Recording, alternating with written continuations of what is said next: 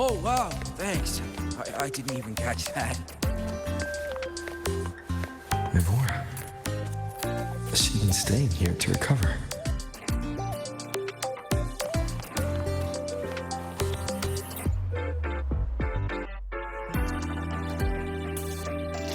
How are you recovering from your injuries, Mivora? Oh, it's you. Rover. Yes. I'm feeling much better. Dr. Herson took very good care of me. I just did what he said and rested for a few days here, and I barely feel any pain now. Are you here to visit him? Yes, we have something to discuss. Is he here? He's in the counseling room next door. My friend SEGUE is in there. It might take a while, huh? Thanks. Take care of yourself.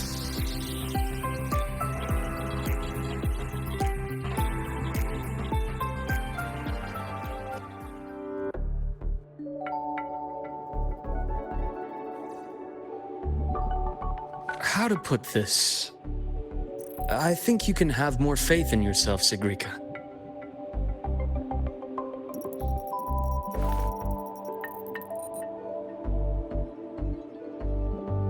Faith in myself. You see, people can be more perceptive than you might realize, including those you care about. So try not to take everything to heart. Go a little easier on yourself.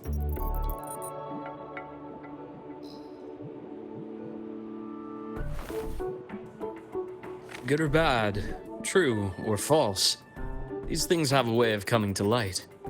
And as your friend Denia said, sometimes a little distraction is good for your health. Yeah. I'll give it a try. Thank you, Dr. Herson. You're welcome. Again, don't push yourself too hard. I take it you're the type who'd suddenly bolt up in bed at night, wide awake, worrying about an exam? And that'd probably go on for a whole week. Huh? Is it really that obvious? Only my conjecture. Would you like some candy? Sweets help keep a smile.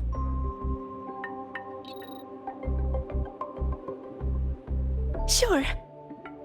And is it okay for me to come back some other time, Dr. Herson? Why, of course. Feel free to visit my office anytime, SEGUE.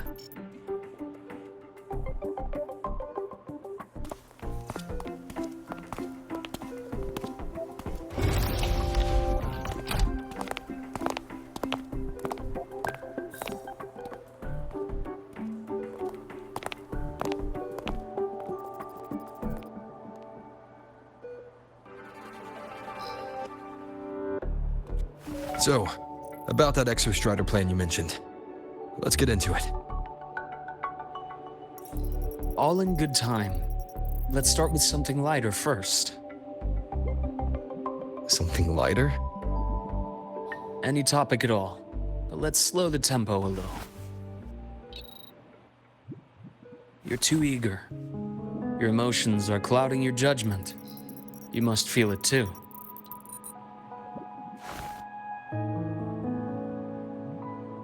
Here, a piece of candy. It'll help take the edge off and lighten the mood.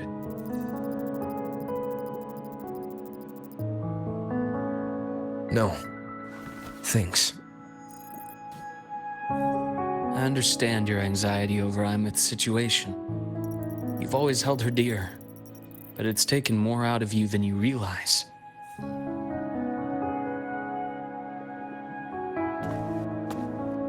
Things are best taken one step at a time. The exostrider hasn't awakened yet. The key is to pace ourselves. Slow and steady, right?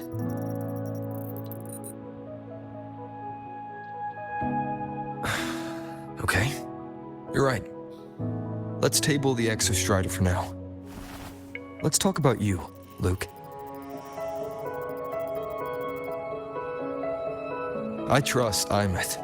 What we experienced together proved she was telling me the truth. And there's a connection there I can't ignore. But you and me, we might be strangers in passing who became confidants, as you put it. But it feels like every conversation we've had just skims the surface.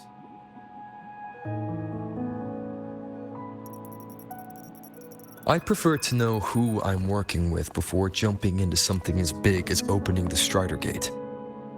It'll affect the entire Lehigh region. Point taken. It seems a proper introduction is long overdue. Please, ask me anything. I'll answer as candidly as I can. Are you a consultant from the Black Shores? That I am not. Work that leaves documented trails doesn't suit my style. But I am acquainted with quite a few bloom bearers.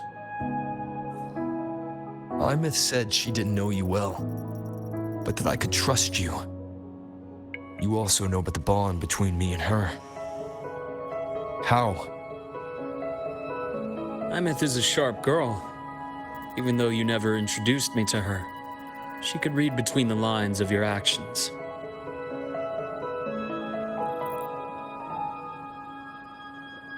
She's a lot like you. Smart, driven, good at bearing burdens. Though she's proven to be even more stubborn than you are. After you left Lehigh, she came to see me a few times in the name of counseling. To learn about you. You didn't tell her anything. I didn't. You had other tasks for me here in Lehigh. You didn't let us properly get to know each other because you wanted to shield her from my line of work. She later stopped these visits after realizing that.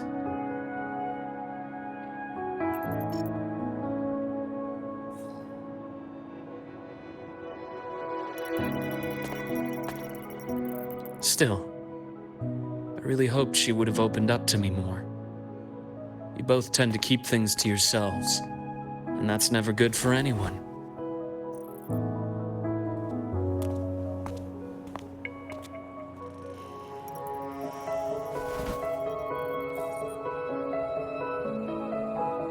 One last question.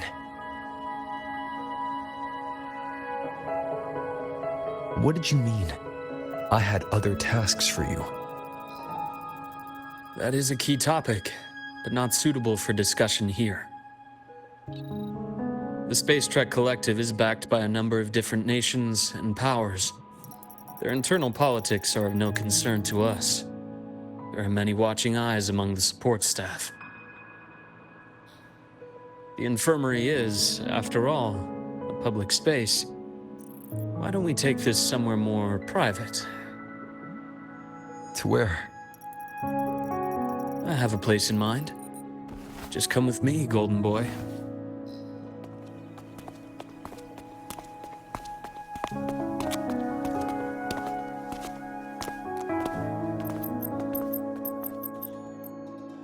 More personal business to attend to again, Dr. Herson?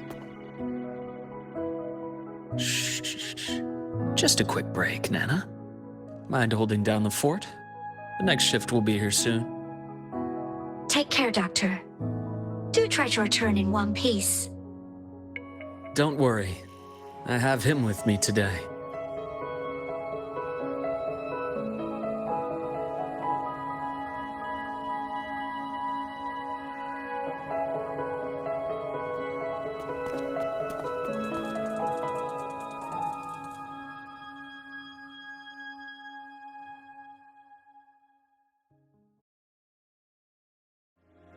Sunderman.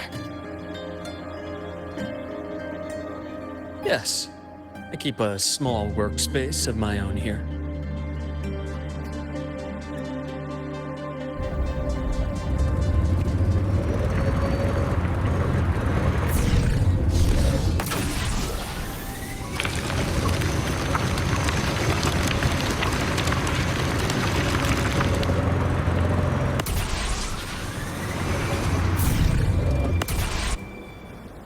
Leave them to me.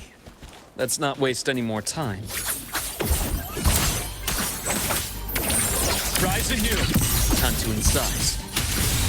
See what taking form.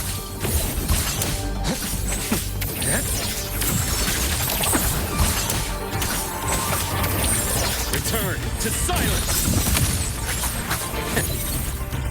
I am that. Imbalance ends here. The Exostrider's sword emits a unique frequency. It shields my workspace from most long-range detection methods. You picked a good spot.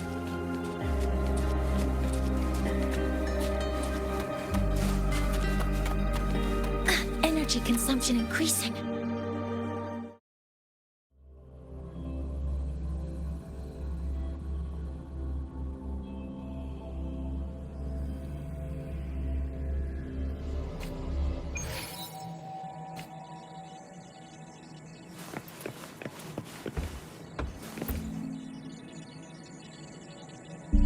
Quite a stash.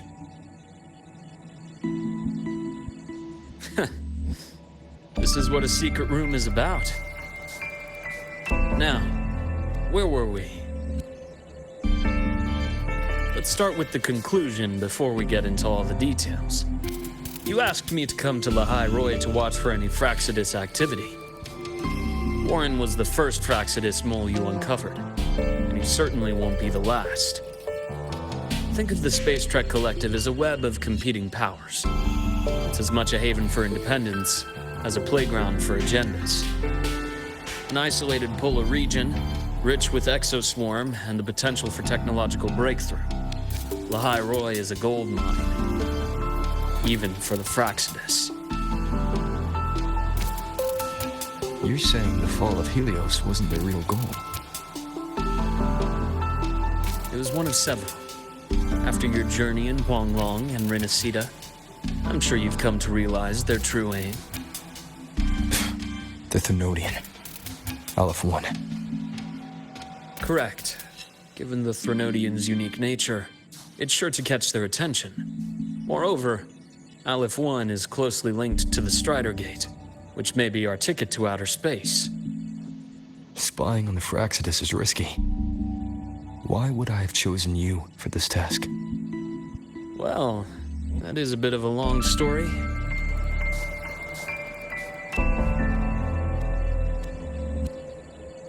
You've always preferred to see things for yourself. Please, follow me to that table.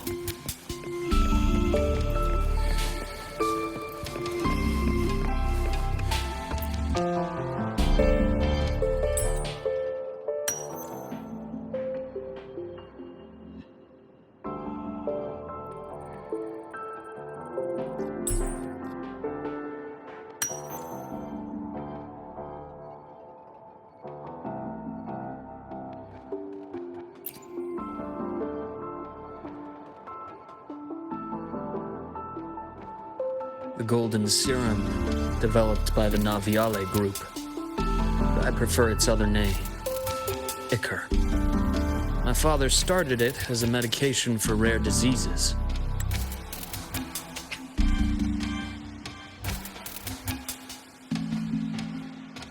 Evolution. Sounds like something the Fraxis would like. Well, on paper it worked. I became its resonator, so it would be unfair to say it was entirely useless. But I was a rare case who survived. All it cost me was excruciating pain and my colored vision. Most test subjects like me didn't make it. It wasn't until I met you that I realized there was more to the story.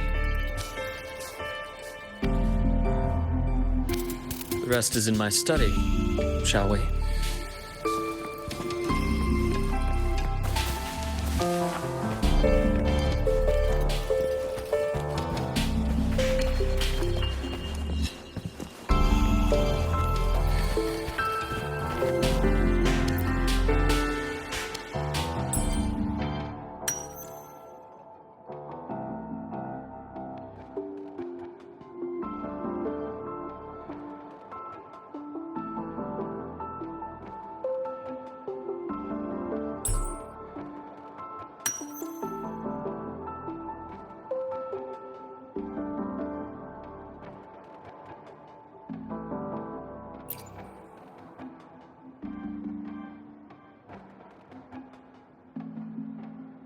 My brother Ryan drew this picture.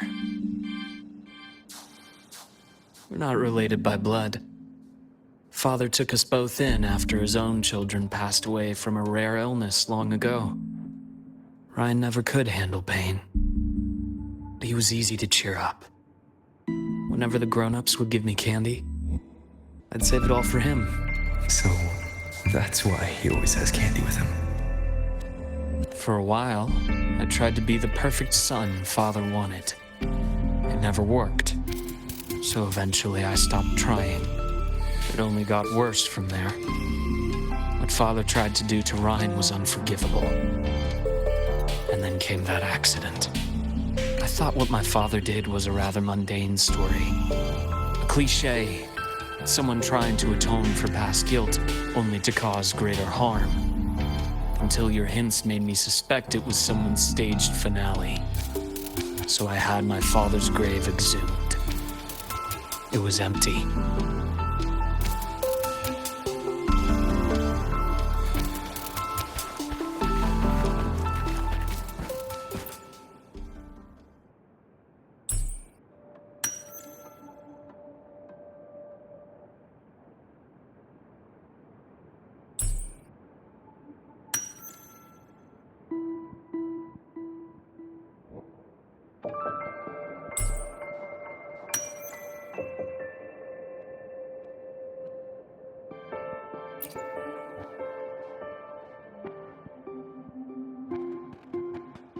The entire Lola logistics carrier was already blown to smithereens by the time I recovered this page.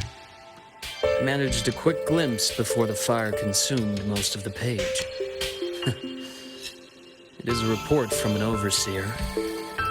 A Fraxidus Overseer's report on its way to the new Federation. Yes. Tucked away in a Lola logistics delivery box. The recipient is Eris in the new Federation.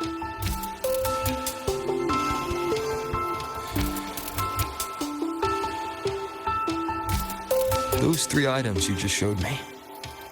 Did the Fraxidus get into Nobiali's work after learning about the Icar's potential for evolution? They didn't just get into our work. They went a step further. Replacement. Have you ever met the Fraxidus' Grand Architect?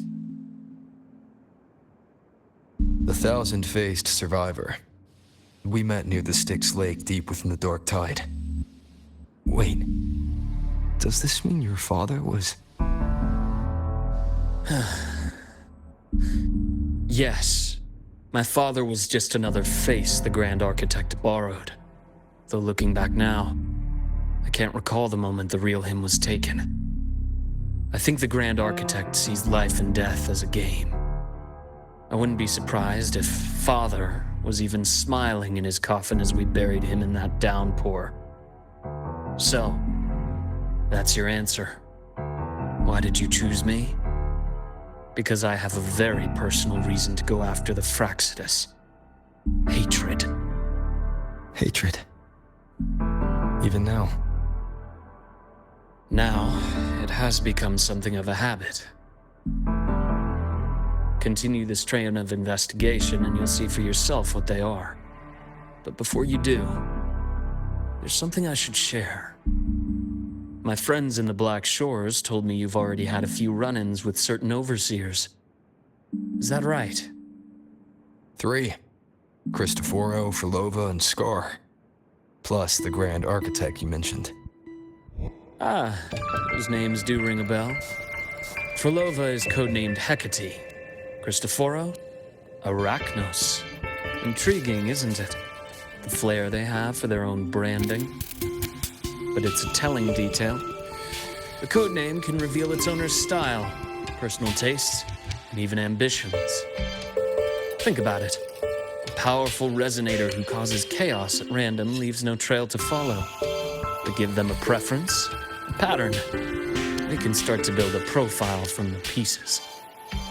I've been compiling reports on the Overseers for years. Allow me to share what I've learned so far. I've reactivated your access. You'll find the door controls right over there.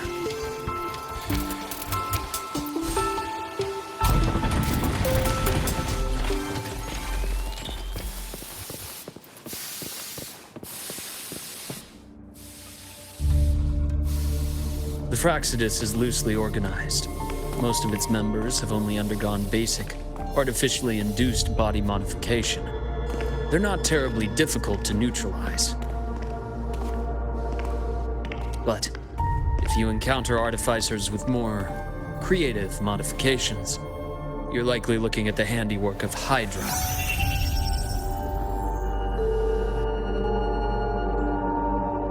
Hydra is their leading mind on human evolution and body modifications.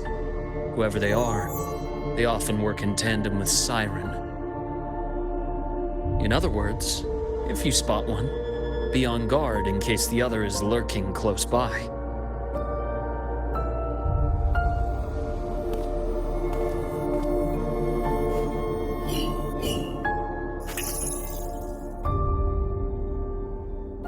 Zashiki Warashi won't require much of your attention. This overseer primarily operates in Ashinohara, a region that's been largely destroyed by the Lament. Ashinohara. I've heard of it somewhere before. The girl we had in the infirmary for a while. Chisa, I remember. The city that trapped her, Onami, is part of Ashinohara. Now, on to two key pieces of the puzzle. I did say the Fraxidus was a loose organization, but even the most scattered cells still need funding to function.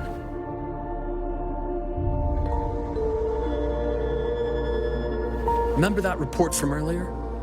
It's only a matter of time before you go to the new Federation, and based on the intel I've gathered, that's their most critical base of operations, and where you'll find Eris. How critical? Do they operate in the open? Not exactly, but in a place where money talks, they must have members in the highest echelons of government and business. Key members. Their foothold in the new Federation has given them immense leverage. With that endless stream of wealth, the Fraxidus operates with impunity across the planet. Speaking of which, Star Torch Academy is also heavily funded by the new Federation. To be blunt, they're the Space Trek Collective's single largest donor. Eris, huh? Duly noted. I'm assuming the other key piece is the Grand Architect? The Fraxidus Grand Architect. Their true name is unknown. They only appear through borrowed identities. Real people, legendary beings, and even the phantoms of the dead from others' memories. I did brush shoulders with them once. It was a shame. I had no idea at the time, and missed my shot. This pen was the only thing I brought back from that great fire. I have yet to decipher the lettering, but it shows one thing for sure. The Grand Architect has been around for a very, very long time. It's a pity you called me to the High Roy. Otherwise, I would have continued following that trail. But you always have good reason, right?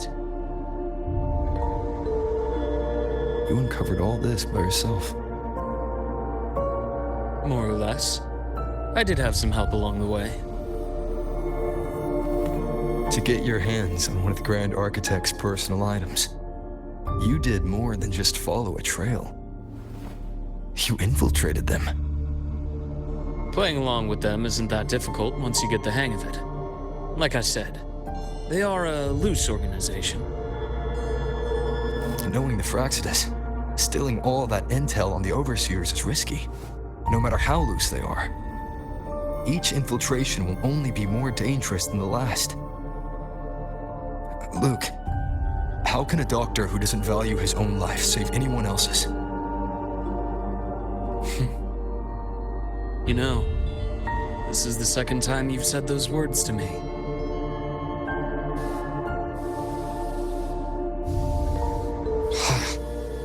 They got away again. If I hadn't been so cautious, I could have taken care of them this time. I should send today's findings to him. It's been 2 years. Suppose I'm due for a report.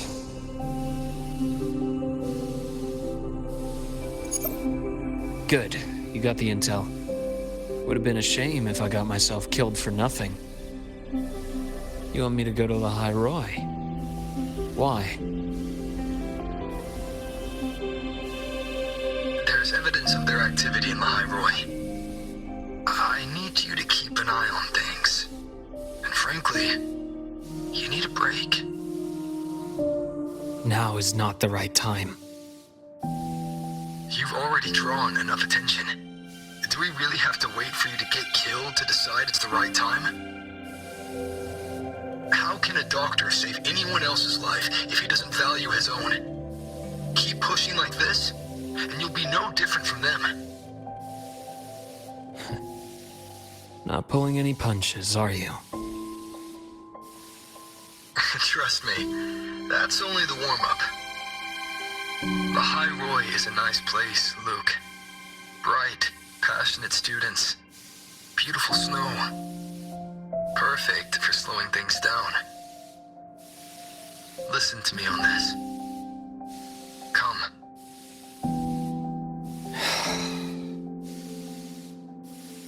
Very well. As you wish. So I've led a leisurely life in the High Roy ever since. No need to worry. I know my limits.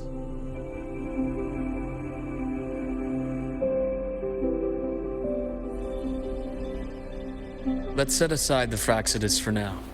We should discuss the Exostrider plan. But first, tell me what happened to you and Imeth in the Frostlands.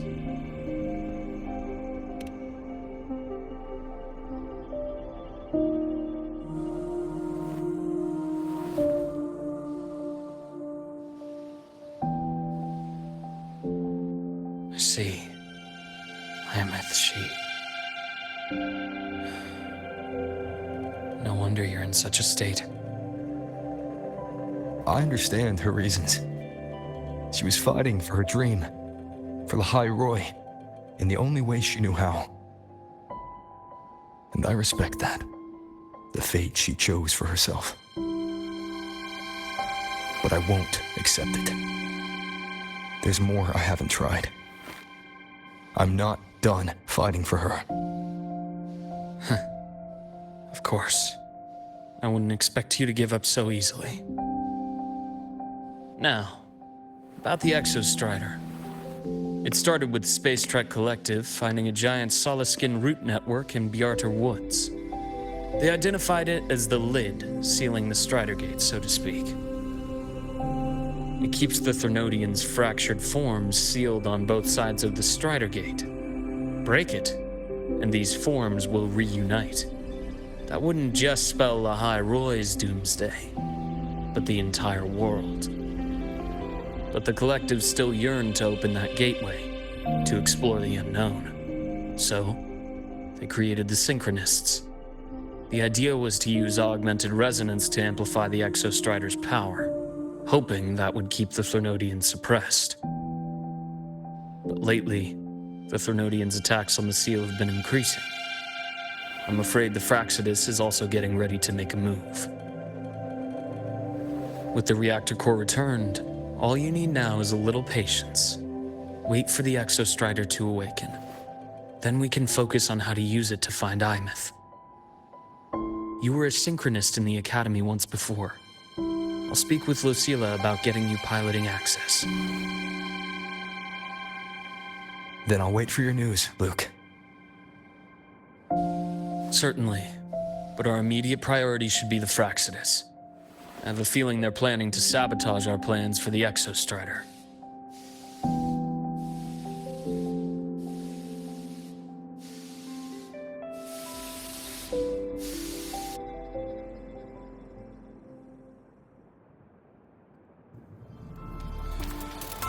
Over said he'd like to check on the Exostrider in the Frostlands before he left. Well, could be a way to take his mind off things. Now then. Dr. Herson, is something the matter? Must you always assume the worst, Lucilla? Can't I just call to chat? I find that highly unlikely, Doctor. Let's skip the preamble. What is it?